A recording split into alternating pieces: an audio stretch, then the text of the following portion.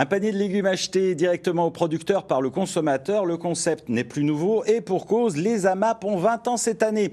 En 20 ans, ces associations pour le maintien d'une agriculture paysanne se sont bien développées. On en compte 70 en Lorraine et près de 2000 en France.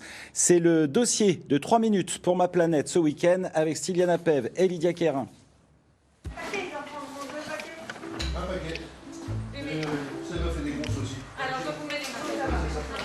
C'est facile aujourd'hui de manger local. Magasin bio, marché de producteurs, vente directe.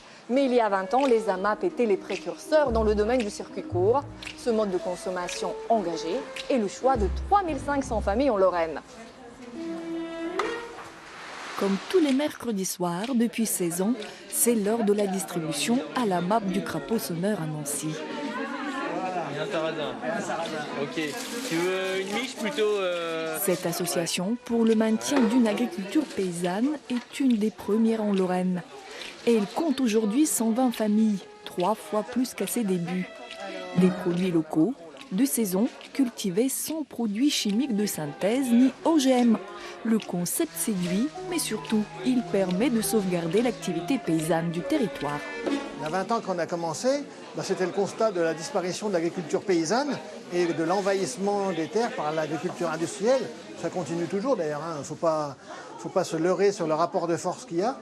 Mais quand même, avec les AMAP de Lorraine, on soutient 200 paysans qui ont pu s'installer, beaucoup de jeunes installés,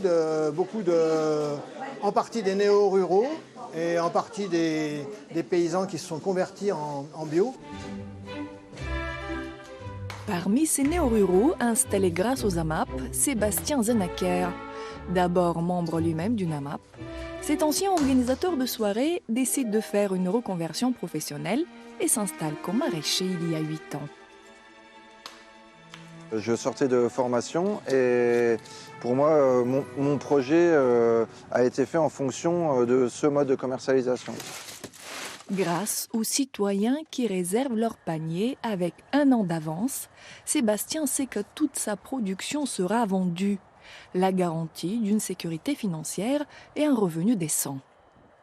C'est des aides précieuses pour la planification et pour ne pas perdre de légumes et pour pouvoir vraiment tout mettre dans les paniers des adhérents. Ouais.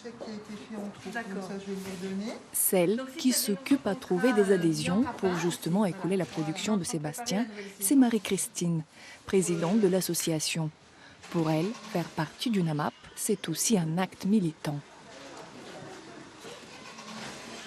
Sébastien, peut-être que s'il n'y avait pas eu l'AMAP derrière lui, son entreprise n'existerait peut-être plus.